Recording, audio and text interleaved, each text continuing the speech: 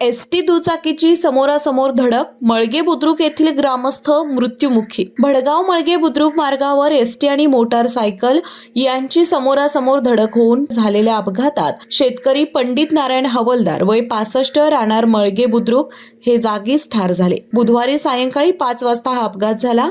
याची मुरगुड पोलिसात नोंद झाली आहे. Bhadgaon Kagal ST bus MH07C9001 भडगावहून कागलकडे जात होती, तर पंडित हवलदार मळगेहून मुरगुडकडे दुचाकीने MH09Y3558 जात होते. दोन्ही वाहनांची समोरासमोर धडक भडगाव मळगे बुद्रुक दरम्यानच्या मांगोरी शेताजवळ झाली. एसटी चालकाने समोरून येणाऱ्या दुचाकी स्वाराला वाचवण्यासाठी गाडी डाव्या बाजूच्या चरीत घातली, तरी सुद्धा दोन्ही वाहनांची धडक झाली. या अपघातात हवालदार जागीच ठार झाले. हवालदार यांच्या मागे पत्नी, मुलगा, 2 मुली असा परिवार आहे. कागल प्रतिनिधी ओमकार पोददार.